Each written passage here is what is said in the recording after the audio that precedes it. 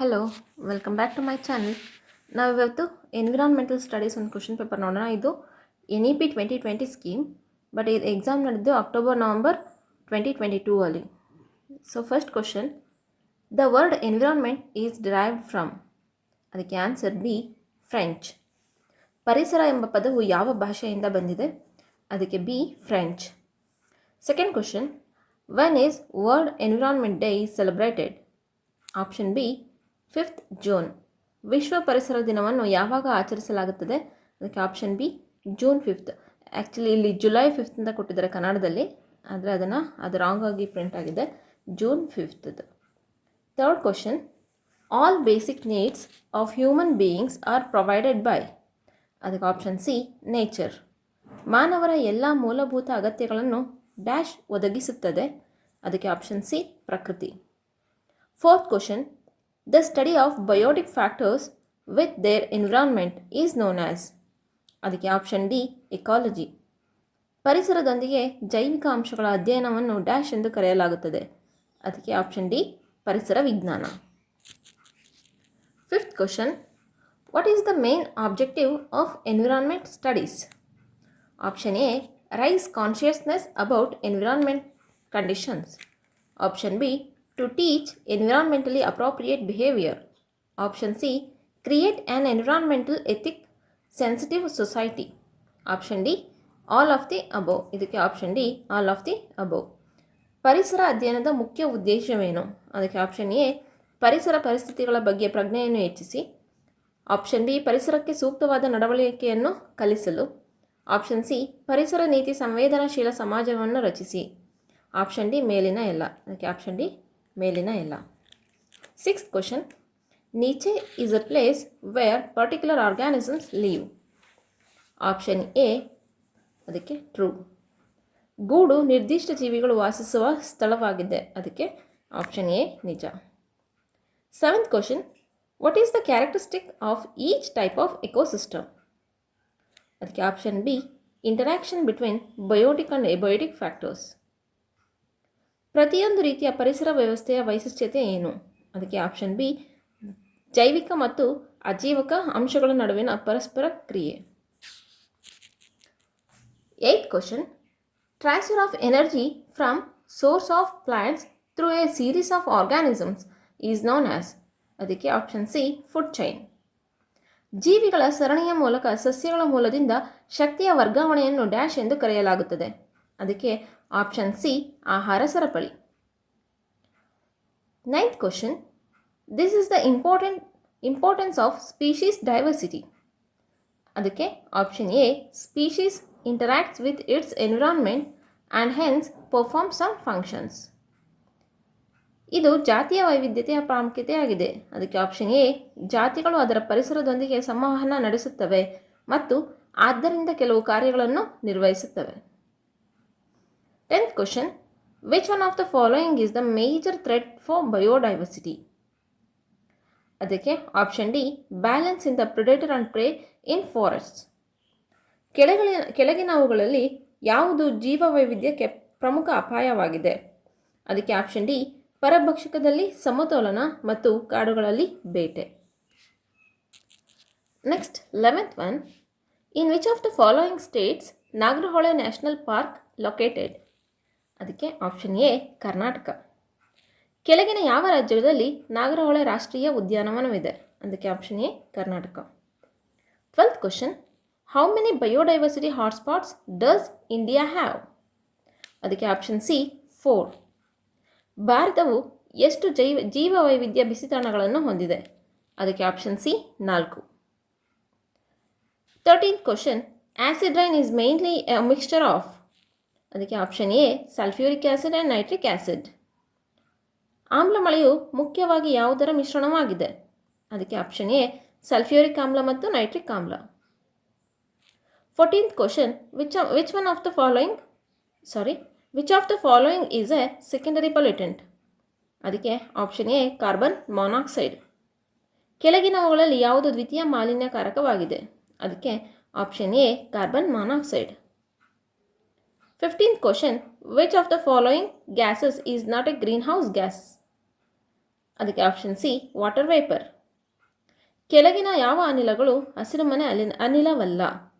ಅದಕ್ಕೆ option C ನೀರಿನ ಆವಿ. 16th question, the primary agenda of the Kyoto protocol is? ಅದಕ್ಕೆ option C control anthropogenic source of green house gases.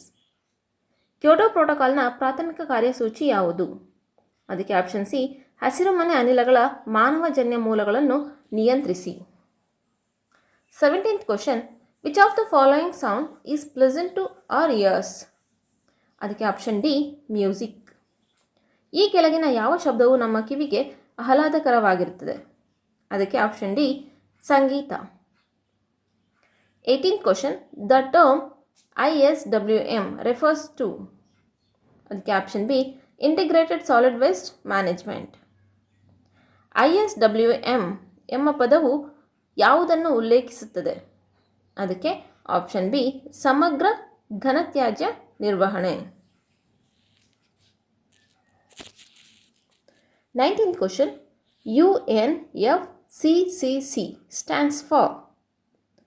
ಅದಕ್ಕೆ option C United Nations framework council on climate change. UNFCCC ವಿಸ್ತೃತ ರೂಪ ಯಾವುದು? ಅದಕ್ಕೆ option C United Nations framework council on climate change. 20th question, how many countries sign the Stockholm convention? ಅದಕ್ಕೆ option B over 150. Stockholm ಸಮಾವೇಶಕ್ಕೆ ಎಷ್ಟು ದೇಶಗಳು ಸಹಿ ಹಾಕಿವೆ? ಅದಕ್ಕೆ ಆಪ್ಷನ್ ಬಿ 150ಕ್ಕಿಂತ ಹೆಚ್ಚು. Next 21st question, Basel convention is mainly deals with?